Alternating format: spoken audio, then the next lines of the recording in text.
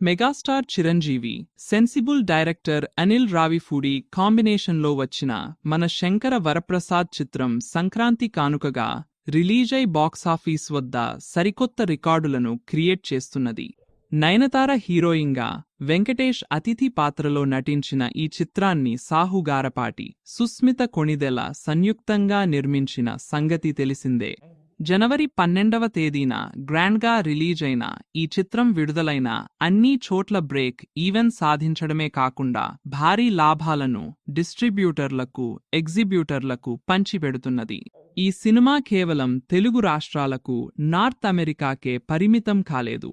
ఈ చిత్రం పొరుగు రాష్ట్రం కర్ణాటకలో కూడా కలెక్షన్ల సునామీని క్రియేట్ చేస్తున్నది. ఈ చిత్రం ఈ ఏడాదిలో కన్నడ బాక్సాఫీస్ వద్ద భారీ వసూళ్లు సాధించిన చిత్రంగా రికార్డు క్రియేట్ చేసింది. సంక్రాంతి బరిలో నిలిచిన అన్ని చిత్రాల్లో అత్యధిక వసూళ్లను సాధించింది అని ట్రేడ్ వర్గాలు వెల్లడిస్తున్నాయి.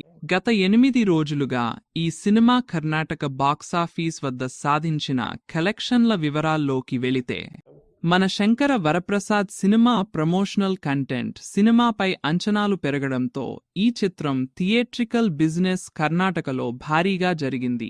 ఈ చిత్రానికి 8 కోట్లు చెల్లించి కన్నడ థియేట్రికల్ రైట్స్ను సొంతం చేసుకున్నారు.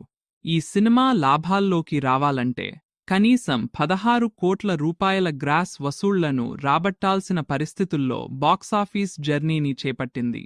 మన శంకర వరప్రసాద్ మూవీకి రిలీజ్కు ముందే అడ్వాన్స్ బుకింగ్ క్రేజీగా జరిగింది. ఈ సినిమా ప్రీమియర్లకు అనూహ్యమైన స్పందన కనిపించింది. ఈ సినిమా ప్రీమియర్ల ద్వారా 1.3 కోట్ల రూపాయలు వసూలు చేసింది. అదే ఊపును బాక్సాఫీస్ వద్ద కొనసాగిస్తున్నది. బెంగళూరు, బళ్ళారి, ఇతర ప్రాంతాల్లో భారీగా వసూళ్లను రాబడుతున్నది అని ట్రేడ్ వర్గాలు వెల్లడించాయి. ఆ తర్వాత కన్నడలో ఈ చిత్రం రికార్డు వసూళ్లను నమోదు చేసింది. తొలి రోజు 2.85 కోట్ల రూపాయలు, రెండో రోజు 1.95 కోట్ల రూపాయలు, మూడో రోజు 2 కోట్ల రూపాయలు, నాలుగో రోజు 3.5 కోట్ల రూపాయలు, ఐదో రోజు 1.7 కోట్ల రూపాయలు, ఆరో రోజు 2 కోట్లు, ఏడో రోజు 2.25 కోట్ల రూపాయలు, ఎనిమిదో రోజు 1.5 కోట్ల రూపాయలు వసూలు చేసింది. దాంతో ఈ సినిమా 8 రోజుల్లో 19 కోట్ల రూపాయల మేర రికార్డు వసూళ్లను రాబట్టింది. కన్నడ చిత్రరంగం ఇటీవల కాలంలో సరైన సినిమాలు లేకపోవడం వల్ల పరిస్థితి దారుణంగా మారింది.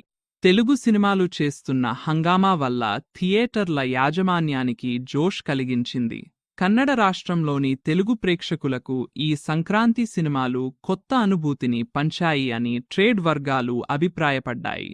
ఈ చిత్రం ప్రపంచవ్యాప్తంగా 300 కోట్ల రూపాయల గ్రాస్ వసూళ్లను రాబట్టడం తెలిసిందే.